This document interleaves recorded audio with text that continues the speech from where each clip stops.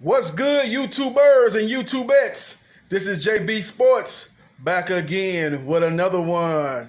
Los Angeles Lakers are on the hunt for a big man, looking for a front court player. As we know, DeMarcus Boogie Cousin torn his ACL and likely to miss all of the upcoming NBA season. So the Lakers are on the hunt. It said Adam Wojciechowski is reporting that they're going to work out Dwight Howard, a.k.a. Superman, and Joakim Noah. Those are the two guys they're going to work out. And as we know, Dwight Howard is under contract with the Memphis Grizzlies, but they're going to allow him to work out for the Lakers, and they'll be willing to discuss a buyout with the Lakers if the Lakers want to bring him on to the roster. Same thing with Joakim Noah. He played with Memphis Grizzlies last season, so they're going to work him out too. And another guy that's on the Lakers' radar is Marcin Gortat. Marcin Gortat. As you remember, he backed up Dwight Howard in Orlando with the Magic, and he played recently with the Washington Wizards with John Wall and Bradley Beal. So they're looking maybe to look at him too, but they officially are going to work out Dwight Howard and Joakim Noah. So it's going to be interesting to see, man. If Dwight Howard is willing to step a role where he's going to play 16 minutes off the bench and be a guy that can get some rebounds, be a rim protector, set picks, and be able to finish in the paint and do the job of that, and don't be looking to get post-ups and get plays run for him in the post. I think it'll be a good fit for him, man, because even at the age of 33 years old, Dwight Howard, I think can help him, man. He's a very, very athletic. Not as athletic as he was prior to the injuries with the back and the shoulder and stuff like that, but he's still athletic, man, and I think he'll fit in good if he's willing to accept his role. Joakim Noah would be a good fit too. Joakim Noah would fit his role. Now, if both guys accept their role, I think Dwight Howard would be the guy to go with. But if Dwight Howard, you feel he might have a problem accepting the role of a big man doing the dirty work off the bench, basically, then you might look at Joakim Noah, because that's his career, being that dirty work player, type of player that's going to get rebounds, block shots. When other teams try to switch on the pick and roll and he's out there on the guard, he can hold his own. Joakim Noah has built his career off that. So Dwight Howard, he struggled in those situations when they put him in the pick and roll and he's out there with the guard, man. He's struggling in those situations, but he does other things better than Joakim Noah as far as rebounding. I think he's probably a little bit better shot blocking. He'll be able to get him a little bit better scoring than Joakim Noah, as he's got a nice little hook shot in the paint that you can run occasionally. You can't really feature him in the post, but you can run some post plays for him. He's got a nice little hook shot, and he can still power his way to the basket with layups and dunks, stuff like that. So we'll see how it plays out, man. But again, the Lakers are going to work out Dwight Howard, a.k.a. Superman, and Joakim Noah. He's the son of the great tennis player that played tennis, man, Joakim Noah. So we'll see how that plays out. And like I said, Marcin Gortat is on the radar. Last seen playing with the Washington Wizards. They're looking at him.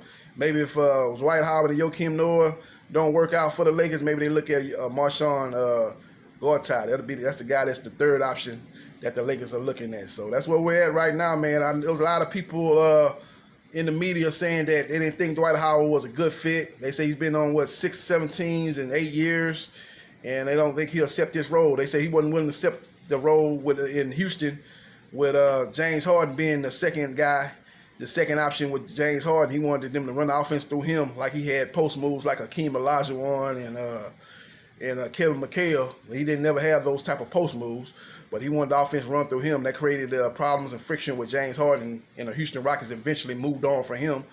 Before that stop, he was with the Lakers. Kobe Bryant felt he didn't take the game serious enough.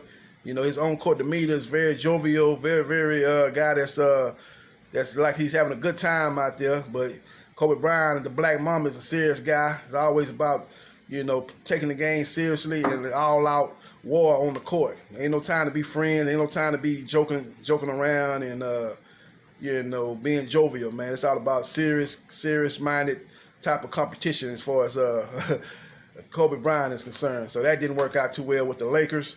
And then before then, he's went to Orlando. That probably was his best stop, man. They was actually willing to work with him. They actually built the offense around him. Remember Stan Van Gundy? They built the offense around. They put a bunch of shooters around him. Rashard Lewis, Haydu Turkoglu. They had Jameer Nelson. They had Rafer Alston.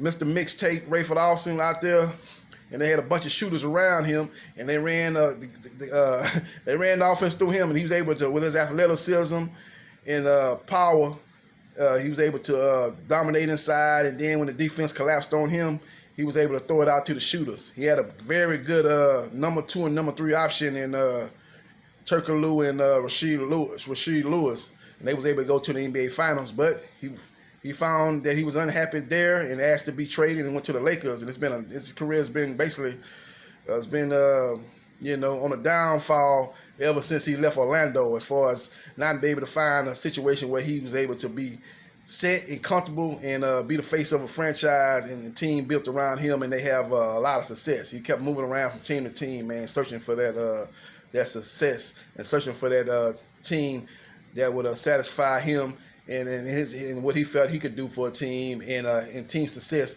will go along with it. So we'll see how it plays out, man. But like I said, the Lakers, that's what they're looking at, man. They're desperate for a big man, because right now you look at their front court, they got Anthony Davis, they got JaVale McGee, and they got LeBron James, and that's their front court. So they obviously gonna need another big man, and that's the 2 guys they're looking at, man.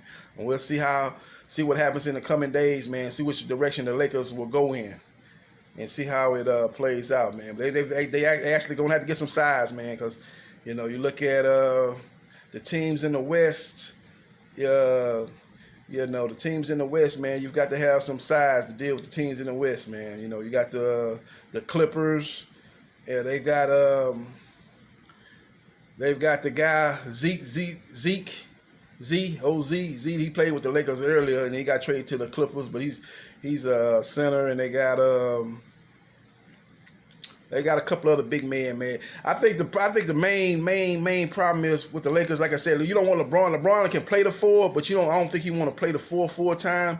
Anthony Davis can play the 5, but I don't think he wants to play the 5 full-time, so that's going to be the problem. You want to get another big man to come in there, because with JaVale McGee, you want him maybe being your starter, but you don't want him starting for 30 minutes. He's a guy that can play maybe 16 or 20 minutes, and then, you take him out, and then you have somebody behind him that can give you some minutes. So I think that's what they're really looking at, man. That's not so necessarily that they need a bunch of big men, because the NBA has changed. Now that I thought about it, I started talking about the Clippers and they big man. They don't have a dominant big man. The Rockets have Capella. He's not a post-up dominant big man. He's a rim runner, set the pick, throw the alley-oop, he can finish inside, but he's not a guy that's just going to dominate inside. So it's not you look at the teams in the West, you got Denver and Jokic.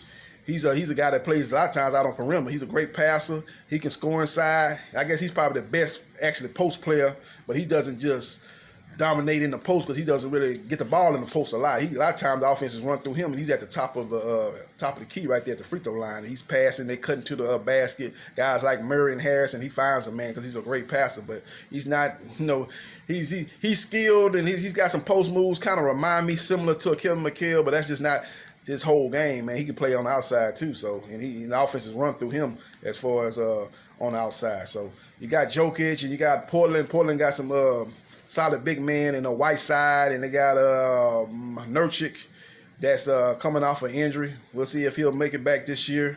I think he will, but what when and where is a question.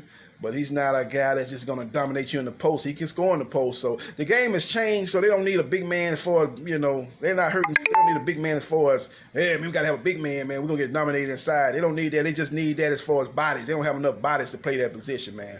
You got 3 front court players, and 2 of your front court players don't want to, having reservations about playing the, other positions. Like I say, LeBron, he can play the 4. And he'll play the 4, but I don't know if you want him playing the 4 full time. I don't know if he wants to play the 4. I think he wants to I think he might be that point guard, actually. Him or Rondo. So you don't want, he can play the 4, but you don't want him playing it full time. And again, Davis can play the 5, but he said it over and over again that he doesn't want to play the 5 full time. So, you need another center. You need a backup center behind JaVale McGee, man. So that's why they're looking at Dwight Howard and Joakim Noah. So we'll see what happens, man, with direction they go in the coming days. This is JB Sports, the man, the myth, the legend. I holla.